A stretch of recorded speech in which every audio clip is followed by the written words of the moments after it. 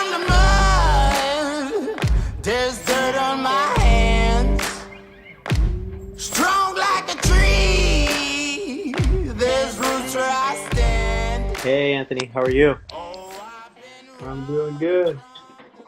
What is up? What is up? We'll get people joining in here. Before everyone does that, we can just talk Yeah. about surface level first. How's everything going with everything going on and you being in Philly? It's going well in terms of the entrepreneurship side. Obviously, the healthcare side is taking a hit. We were talking a little bit before. My dermatology clinic got closed, and I'm on standby to possibly help in the hospital if there's a surge in Philly, but hopefully that doesn't happen. As far as the entrepreneurship side, it's been going well, and the online courses have really taken off since COVID has started because there are so many students right now at home during COVID-19, and so that side of the company has been doing all right. So, Good, good, hey good. Neil, thanks. Yeah, just so you guys know, we're gonna dive in to a bunch about business and stuff related to Shaan. If you want to just pull in your questions, we can answer them for you. I know, Shaan, you can provide a big spotlight on stuff related to business and just the state of the world.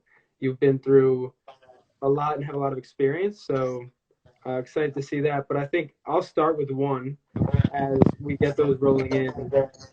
And how is Prep Expert doing during this time? And like, why is it doing well? And what are you guys doing differently or seeing opportunities with during this time as a business? Yeah, so I mean, one of the things that I think is good from an academic perspective. I'm really in the e-learning space with PrepExpert, and what COVID-19 is doing for a lot of universities, education companies, is forcing them to go online. And so at PrepExpert, we made that transition almost, I want to say 5 years ago. The company's 10 years old. And so transitioning online is not easy for any business, but it's certainly something that is forcing a lot of universities, it's forcing schools to now learn about how to deliver education effectively online. And so that's been something we've done for a long time at PrepExpert, so we were kind of prepared to do that.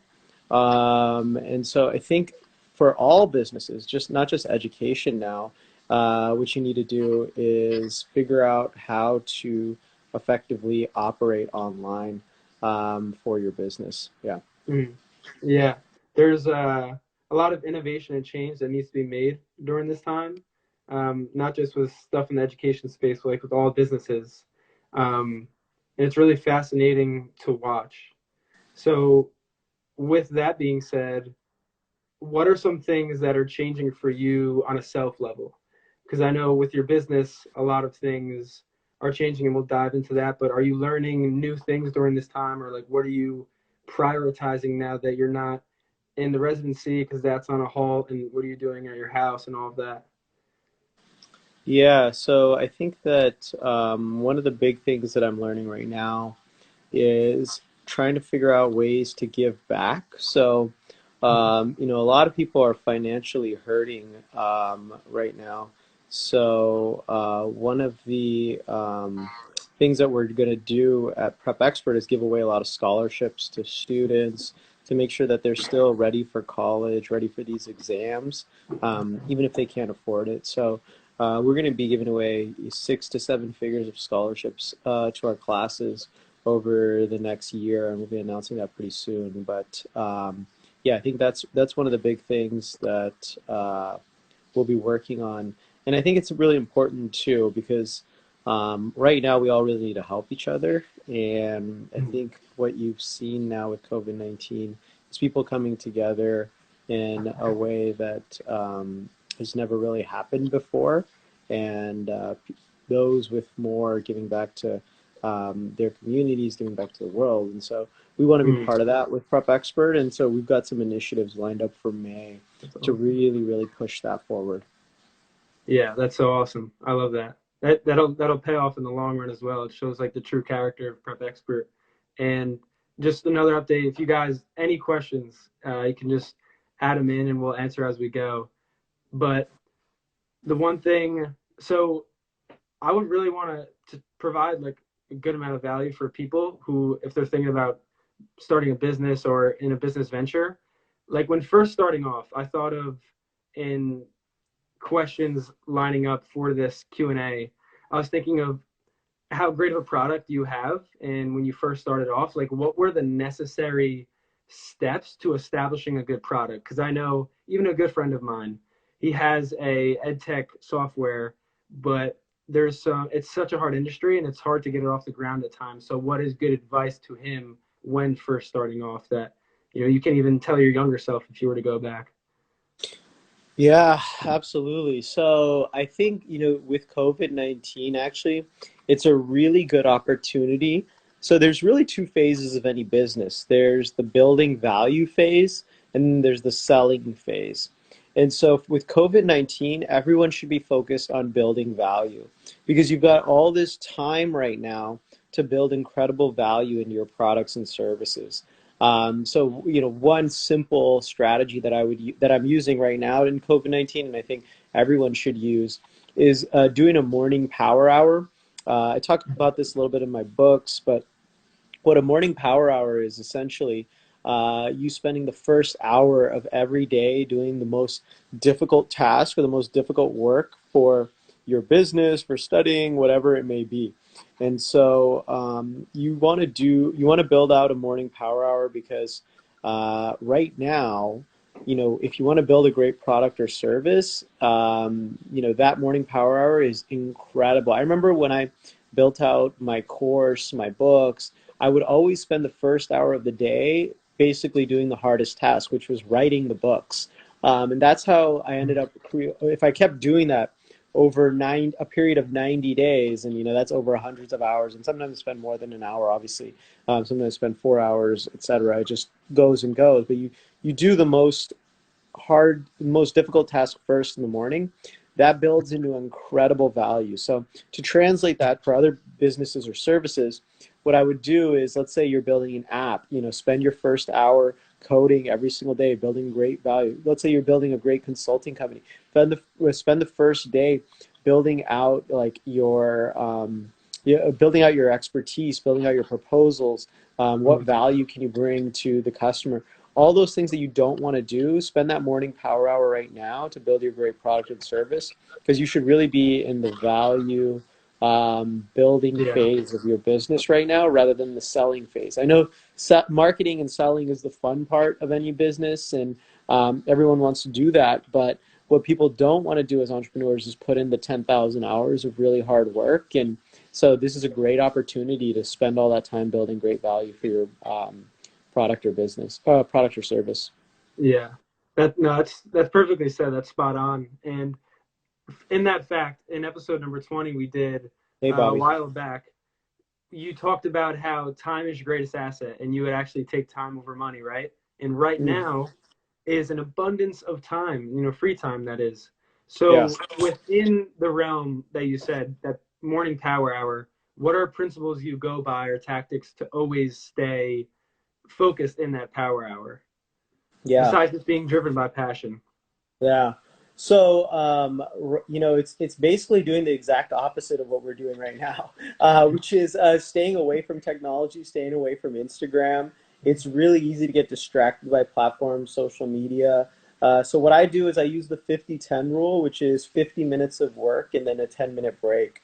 And so to really stay focused during that 50 minutes, I put my iPhone in a different room. I stay physically detached from it, and really buckle down and try to focus. If I don't have to be on the internet, I get off the internet and I just try to build value, whether it's writing, whatever it may be, and try to get away from Instagram, TikTok, Snapchat, Facebook, whatever it is. And then during that 10-minute break, I go and I can respond to text messages, respond to Instagram, whatever, and then do whatever I want to do for 10 minutes, get a snacks.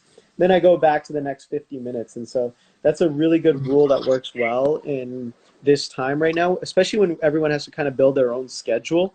as they're working from home and trying to get things done is I would recommend the 50-10 rule to get more done and stay focused during those hours. And you'd be so surprised how much more you'll get done if you just put your phone in a different room and you aren't distracted by it. Yeah, absolutely. I love that.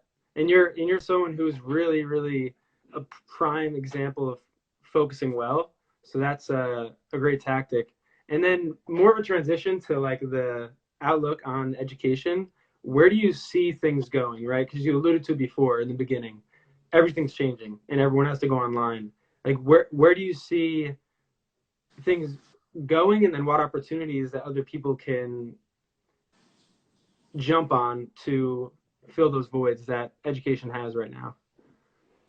Yeah. So, I think one of the big opportunities that anyone has right now outside of education is like basically becoming an expert at business reopening and sort of, a lot of businesses, a lot of services are going to want to know two things. A, how to go online. So helping businesses that are traditionally going to service their customers in a physical environment, how can they do that online? What kind of services can they offer online? What kind of products can they offer online?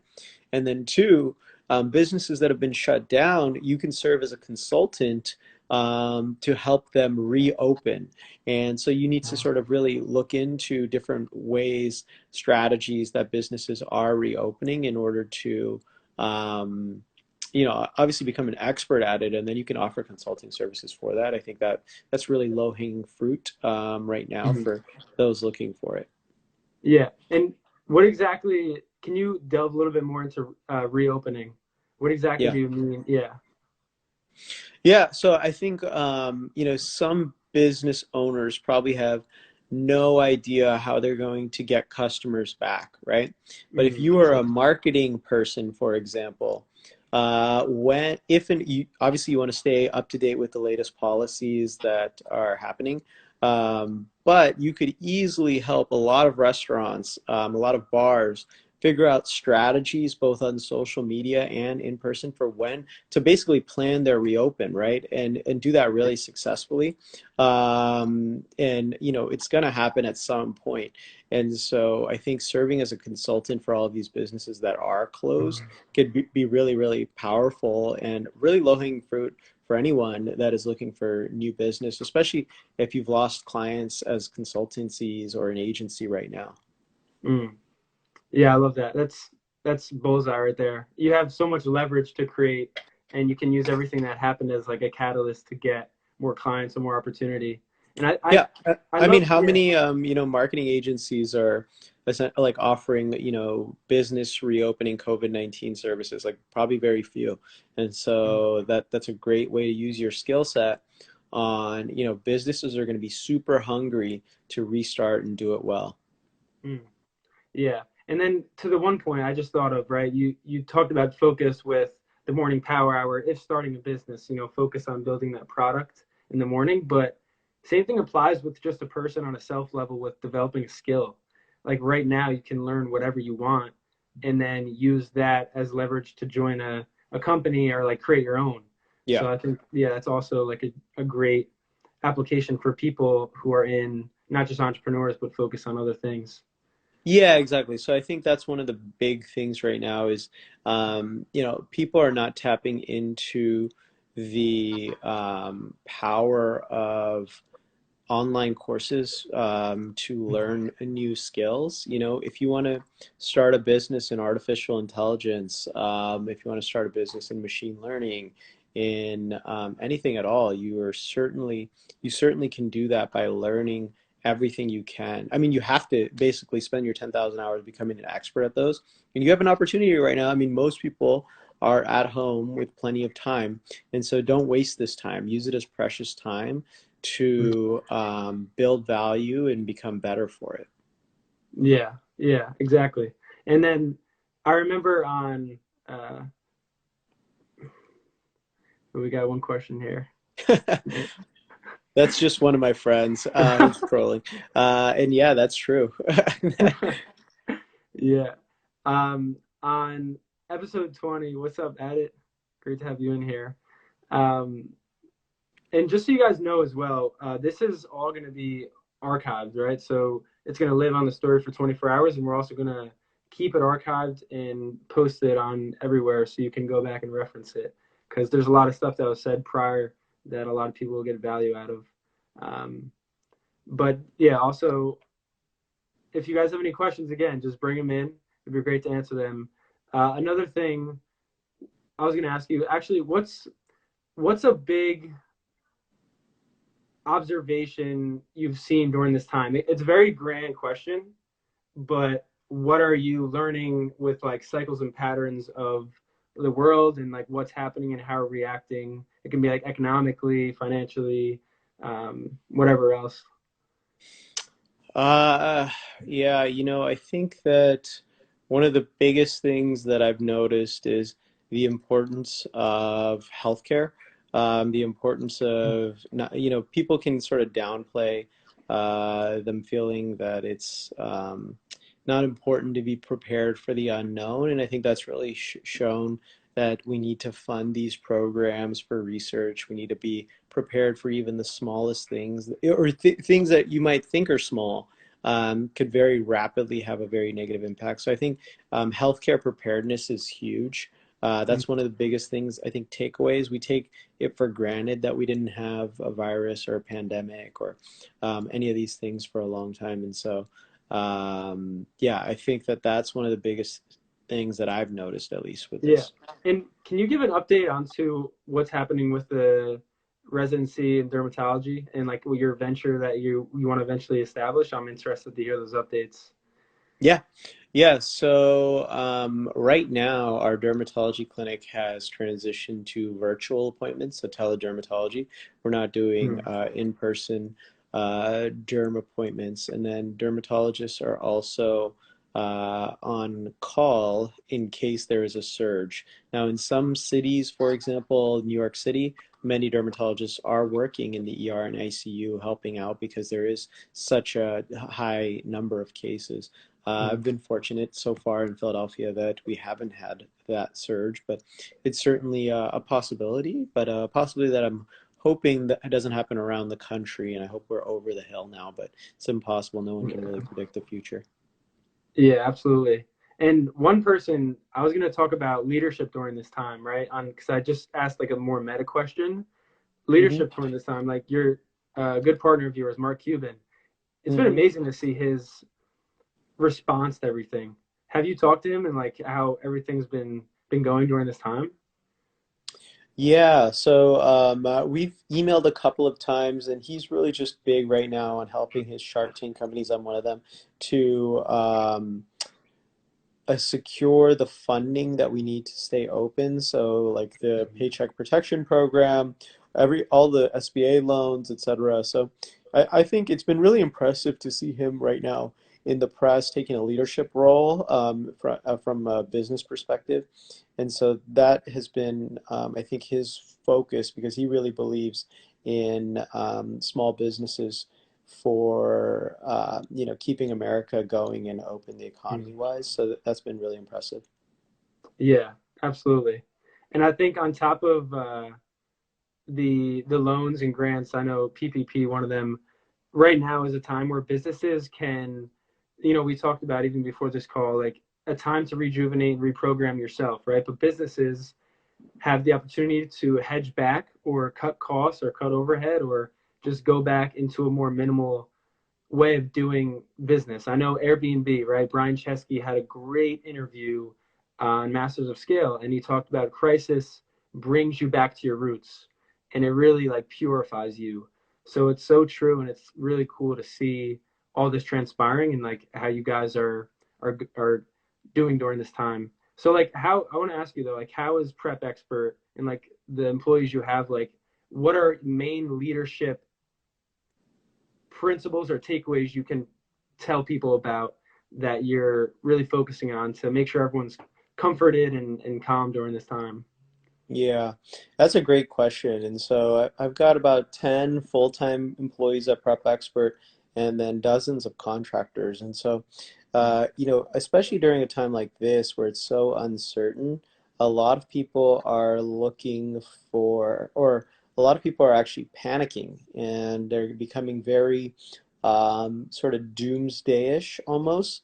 They're in the business of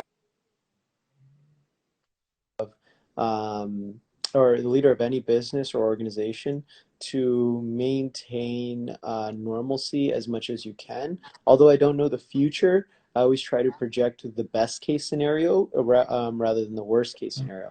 So I think there's a good balance there. You need to project and stay towards the best case scenario for your leader. To lead your company well, but at the same time, you have to prepare for the worst case scenario, right?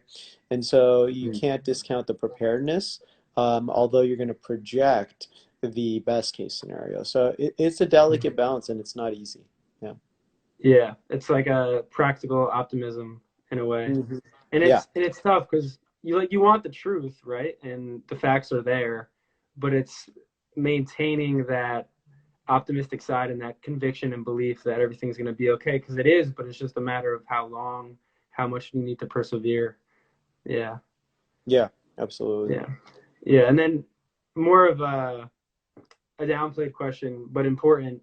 Is everyone like healthy on your end? Everyone's doing good, like your family and close friends and all that? Yeah. I mean, I think that's one of the biggest things, right? Is that if you're like me, who's been very fortunate and none of my family or friends have been directly impacted, you want to count your blessings, right? Mm, Because there's not a lot of people, or there's a lot of people in America and around the world that are not so lucky.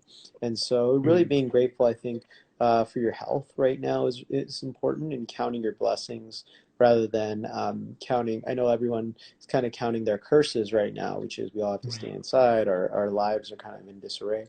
But remembering that at the very minimum that we have our health, and that's most important. Yeah, there was a great little snippet you had in the past episode when we talked. It was turn expectation into gratitude, I believe it Hmm. was, and that's, I mean, same principle applies, but just like focusing on that gratitude right now, as hard as it is, that's it's so true. Even the tiniest of things, because right now, if you're in America, like things are better than majority most of the time. That's a great way Yeah. to put it. Yeah, Yeah, exactly. So it's basically, I think it's expectations to appreciation, right? So it's a, like yeah, what exactly. we want to do is essentially try to figure, we all expected that our lives would continue as they were, which is we could continue doing business, we could continue going out, we could continue living this life that we took for granted for a while.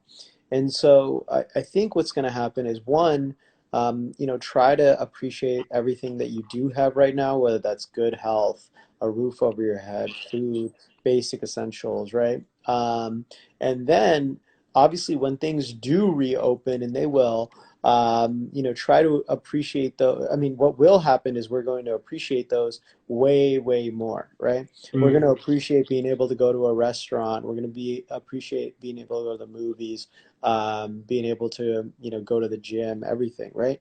And mm, so mm. I think that will make society in the long run actually better for it, because we've all gone through this together and understand the reality, and the very seriousness of not being able to have those things, right? And so I think hopefully that'll make everyone more appreciative and have more gratitude for what we used to consider everyday normal experiences. Yeah, yeah. That's something that, please stamp that. I mean, everyone on here now, it's extremely important point. Just general gratitude and everything Shaan said. If you guys wanted to bring in any more questions, we can continue going. I'm thinking we can go for a while longer, and we are getting more individuals, so that is great. Hmm. Um, keep them coming. Keep them coming. Yeah, I think another question to ask, um, related to business. You're in Philly, right? And Hmm. Philly is, I think, a booming spot for entrepreneurship. And it's actually a funny fact here. When Philadelphia was started, one of the first states in America, entrepreneurship was the first spot that it was started in America. Hmm. So to see like it's sort of full circle and it sort of coming and sprouting to its full is pretty amazing. Do you see like, do you know of any companies within the area that are doing well, or any companies or friends you have outside of just Philly that are really doing well, and any like sort of things you're taking away from what they're doing and not just yourself? Yeah, I mean, I want to say not specifically in Philadelphia, but some of the Marc Cuban companies that are also from Shark Tank, Mm. they're doing really impressive work. I know the founder of Shower Toga, which is like a shower that basically, or like a shower curtain that turns into a toga that you can Wow. wear, is doing really amazing things. She's donating all of these togas to the homeless, and so I think right now what's impressive for companies is the philanthropy that they're doing, and so I'm excited to announce our initiative in May, and I feel like we just have to be a part of that as Prep Expert. Yeah. Yeah, absolutely. Hmm. Yeah, I think one more question. I want to scale it back to when we started in the beginning. We talked about first starting a business. Hmm. One thing you're really good at, and it's pretty evident, is pitching, right? Hmm. So for advice for people when pitching, doesn't just have to be to investors or funding, it can be with anything. What are three bullet points, things you got to keep in your focus to have Hmm. a great presentation? Yeah. That's a good point. That's a good question. So to have a great pitch, I think there's basically, let me give you three good tips. So the first tip is going to be imagine that your audience knows nothing. And the Mm-hmm. reason I say that is because when I see someone pitch or give a presentation, I know immediately if they're a good pitcher or presenter by how they're speaking to the audience. And what I mean by that is if you have a lot of expertise in something, sometimes you get so caught up in your business or your expertise or your technical knowledge that you don't realize that the person that you're presenting to knows nothing about it and that you're confusing the hell out of them. And so you have to really dumb it down for people and imagine that they don't know anything about your pitch or your business or your presentation. So I think that's been really effective in communicating great pitches and presentations for me is just remembering that the person on the other side may have no idea where I'm coming from. Yeah. The second tip I would give about effective pitches or presentations is always trying to start with a story. Stories are so powerful. The art of storytelling really helps you connect with other people, other humans, and it gives them something to come back to. And so storytelling is just so important. And then the third, I think, is try to mention your failures. I think that that goes a long way. Every pitch or presentation doesn't have to be about all your successes. I think saying that you failed at something 10 times, 20 times, as much as it may be embarrassing the first time you say it to someone, eventually you'll realize that people like to hear more oftentimes about your failures and how you struggled. And that can really be powerful in a lot of pitches and Yeah. presentations. So, if I had to summarize, I'd say one, remember your audience or act like your audience knows nothing. Two, use the art of storytelling. And three, talk about your failures. Mhm. Yeah, and the last one is great too. All of them are great, but the last one's great because it exposes your humility and your character when you're able to do Hmm. that. And one thing, this is a deeper of a question, but I'm super interested to get a scope into this. In Hmm. alignment with presentations and pitches, I'm sure you get a ton of emails from people, or even like, great entrepreneurs, Cuban being one of them. What are things you can always abide by to have a great like email pitch? I know Tim Ferriss, right? He had, or a great ask, you can call it. Tim Ferriss has a great template where it's like, be concise, explain what you're doing, what your focus is, and then give some thanks, and then just pitch them. But what are like, since you're so experienced with this, what is some advice you would have for that? Yeah, cold pitches are never easy, whether you're trying to reach out to a entrepreneur or a investor or a reporter. One of the biggest things I can tell you is what one thing you can do is do a lot of work for the person. And what I mean by that is no one wants to, like, for example, when I'm pitching a reporter, I write the headlines for them and then I offer to write the article, like ghost write the article. I'm basically Mm, taking all the work out of it for them so that they can just sit back and get credit, right? So I think yeah. one thing you can do is make someone's life as easy as possible, and that will go a long way. The second thing you can do is try to add value to that person's life. Like, instead of asking for something, give them something. Be like, hey, I'd be willing to do a free consultation. I'd be willing Mm, to, make you a marketing video, whatever you want to do for free for that person. If you give them something for free, like they may take you up on that offer, and because you're actually giving value. And then you can go for your ask a little bit later. But mm, obviously, if they say no to your ask later, that's fine too, because you shouldn't be doing it just for the ask. You should be doing it to get your foot in the door, to give some real value, because they have people asking them for asks all day long. So it'd be different to get an email from someone who's actually giving value to someone. yeah. And I love how that's not only a great answer, but it's full circle with what you said with building out a product, right? You built Mhm. PrepExpert. You've had businesses before. Like the fact that you have to go with the route of providing value, and you might have to do stuff for free at first, and just showing the worth, and it'll go a Mhm. long way. So I love how everything ties in. That's beautiful. Yeah. Yeah, If absolutely. Yeah, if you guys want to ask any more questions, we're gonna probably end in about a minute. Um, but I would love to get any laggers in here. I'm glad all the people that joined in.